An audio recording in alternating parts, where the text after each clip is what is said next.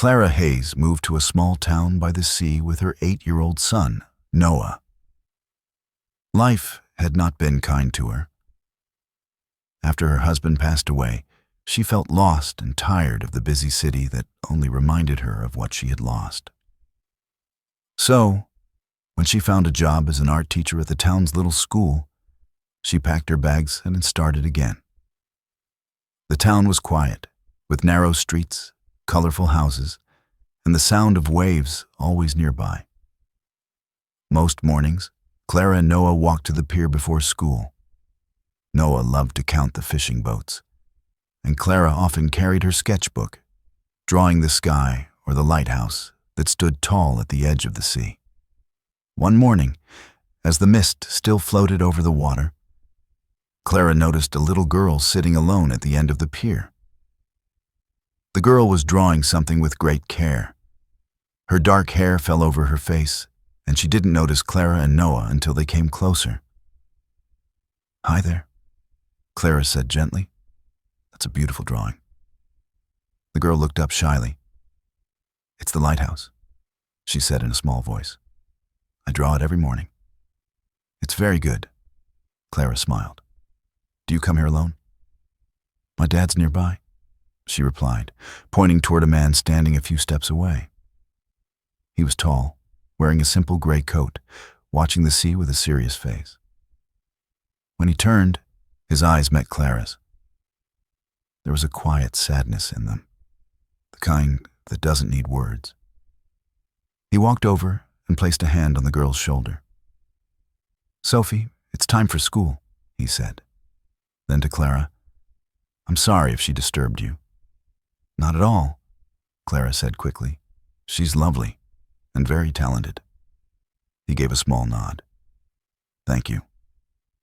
That was the first time Clara met Daniel Carter.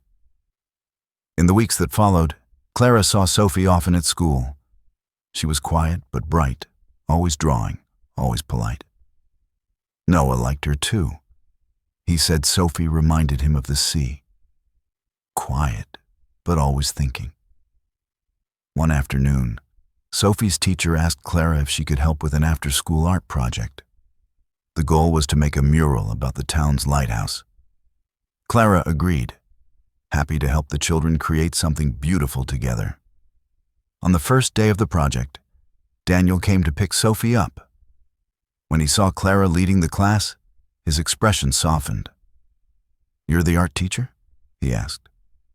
"Yes," she smiled. "We're painting the lighthouse." For the first time, Daniel smiled too. It was small, but it changed his whole face. Over time, Clara learned that Daniel was an architect. He had moved to the town after his wife passed away in a car accident 2 years earlier.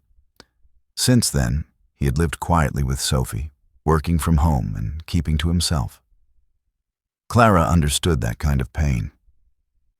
It was the same weight she carried every day. The fear of loving again, the guilt of moving forward. But something about the little art project started to change things. Daniel began visiting more often, bringing snacks for the children or helping fix broken paint easels. When Clara thanked him, he said simply, "It's easier to be here than at home." One evening, after everyone left, a storm rolled in suddenly. Clara was cleaning the brushes when the wind howled, shaking the windows. Daniel came back, saying Sophie had forgotten her sketchbook. They ended up waiting out the storm together in the classroom. The lights flickered. Rain hit the windows like tiny stones. "Storms used to scare Sophie," Daniel said quietly. "Her mother used to hold her until it passed." Clara looked out the window. "Noah used to cry when it thundered too. Now he tells me it sounds like the sky is drumming." Daniel smiled faintly. Kids are good at finding light where we can't. For a while, they just listened to the rain. Something gentle began to grow in that silence. Not love yet, but understanding. A few weeks later, the town woke to bad news. The old lighthouse, the heart of their coast, had been damaged during the storm. Part of the roof had collapsed, and the walls were cracked. Some people said it should just be torn down. When Daniel heard this, he couldn't accept it. The lighthouse meant a lot to Sophie. It was the first thing she had drawn after her mother's death. So he went to the town council and offered to help repair it, voluntarily. When Clara found out, she offered to help paint and decorate it once it was fixed. And so they worked side by side for weeks. Noah and Sophie played on the grass nearby, while Clara painted colorful murals inside the lighthouse. Daniel worked on the structure, often covered in dust, but focused, careful, patient. In those long days filled with work and laughter, their hearts began to open again. One afternoon, Clara slipped while painting and nearly fell off the step stool. Daniel caught her quickly. For a brief second, their eyes met. Close, surprised, real. "Careful," he said softly. "I can't rebuild you as easily as I can fix a wall." Clara laughed, a little breathless. "Then I'll try not to break anything." When the lighthouse was finally repaired, the town held a small celebration. Families gathered, music played, and children ran around waving paper lanterns.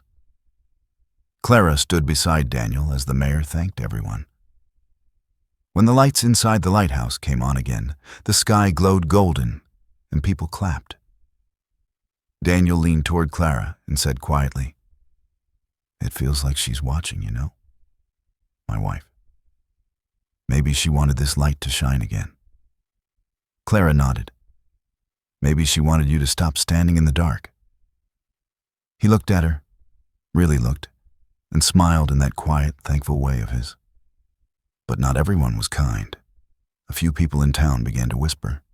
They said Daniel moved on too soon, that Clara was using him for attention. The words reached Clara, and they hurt more than she wanted to admit.